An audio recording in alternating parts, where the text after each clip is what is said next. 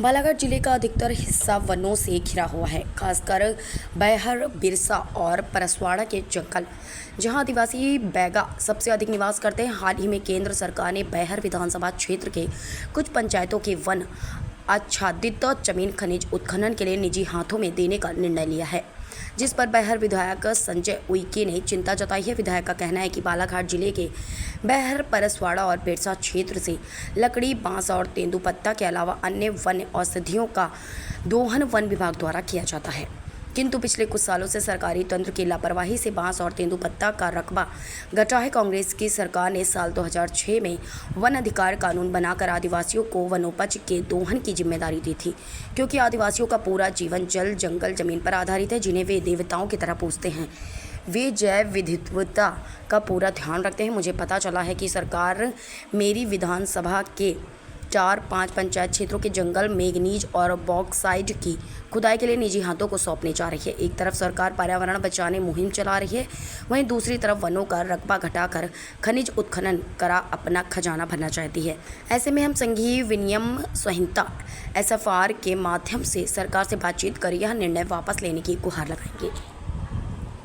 देखिए, बालाघाट जिले में बैहर विधानसभा क्षेत्र, खासकर बैहर तहसील है, बिरसा तहसील है, परसवाड़ा तहसील है, ये पूरा वनाच्छादित है, वनों से घिरा हुआ है, जहाँ की तेंदुपत्ता और लघु वनोपज हैं। तेंदुपत्ता, हर्रा, बेहड़ा, औषधि पौधे हैं, कास्ट है, बांस है। इसका सबसे बड़ा उत्पादक हमारे बैहर विधानसभा क्षेत्र से जाता है, और इस तरह से बालाघाट जिला बांस का तो सबसे बड़ा उत्पादक जिला है। लेकिन कुछ दिनों से ये देखा जा रहा है कि बांस का उत्पादन बालाघाट जिले में जो सरकारी रकबा है, जो फॉरेस्ट है, उसमें घटता जा रहा है। प्राइवेट बढ़ा है, लेकिन सरकारी तौर पे वो घटता जा रहा है, और लगभग अब बहुत कम की स्थिति में है। मेरे बैहर विधानसभा क्षेत्र में तो अब बहुत ज़्यादा कम हो गया।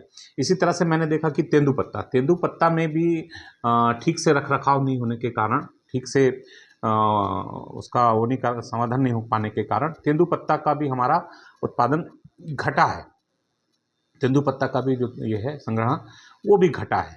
तो ये कहीं ना कहीं ये सरकारी तंत्र के हाथों में है। तो इसलिए हमारा एक प्रयास चल रहा है कि हम जो वन अधिकार कानून 2006 जिसको कांग्रेस ने लाया था, जो हमारे आदिवासी भाइयों को पूरे देश में वनों पे जो अधिकार उन्होंने दिया था, हमारी रूढ़िगत परंपराएं हैं, उस पे जो अधिकार दिया था, तो उसमें हमारा इंडिविजुअल के अलावा सामूहिक दावा भी है।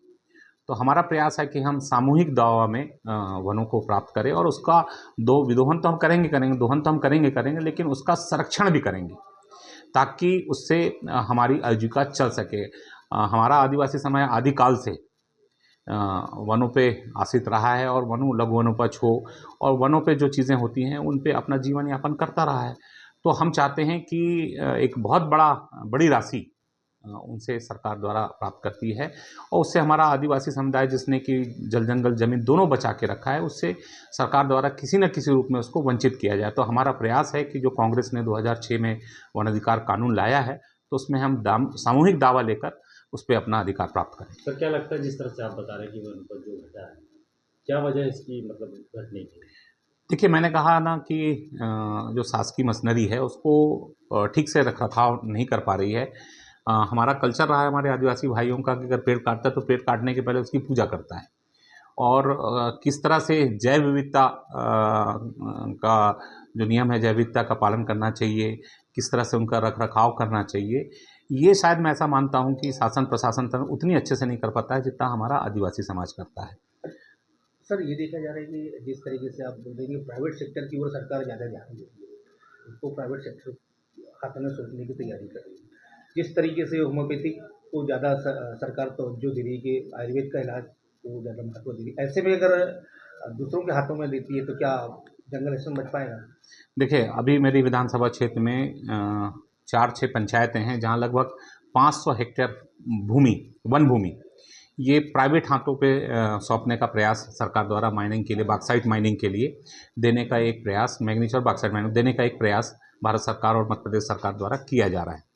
तो जब अगर 500 हेक्टेयर जंगल चला जाएगा, तो जंगल तो लगभग घटता जाएगा, जंगल का रकबा घटता जाएगा, तो निश्चित तौर पे इसमें हमारा वायुमंडल में भी प्रभाव पड़ेगा।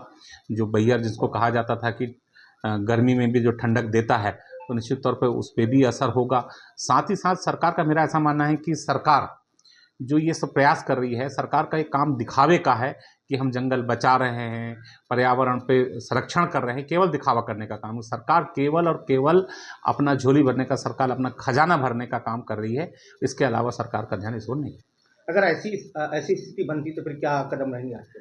देखिए, हम अभी तो मैंने आपसे कहा कि हम CFR के माध्यम से वनों पे अपना अधिकार करने का प्रयास कर रहे हैं, और भारत सरकार ने एक्ट भी बनाया है कि वहाँ का आदिवासी जब तक उसको CFR नहीं मिलेगा, सामूहिक दावा नहीं मिलेगा, व्यक्तिगत दावा फॉरेस्ट नहीं दे देगा, तब तक वहाँ कोई भी गतिविधि नहीं की जा सकती और ना ही उनके अधिकारों से उनको वंचित किया जा सकता है। तो हम उस पर लड़ेंगे।